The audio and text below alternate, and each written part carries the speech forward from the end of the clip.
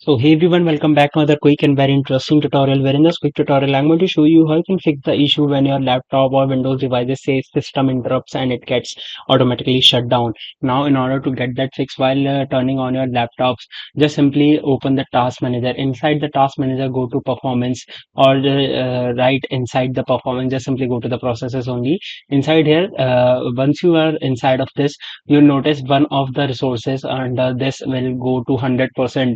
Now start unplugging your USB devices that are connected to your laptop or Windows devices, let's say the mouse, the keyboard. Once you start doing it, you'll notice that removing any specific USB device will reduce the usage of that particular resources. Once you notice that, you'll notice that that specific USB or any other device that is connected to your system is causing the hardware, the resource consumption. Now just simply go to the specific driver for that specific device and update it, and you'll notice that your problem will definitely get solved.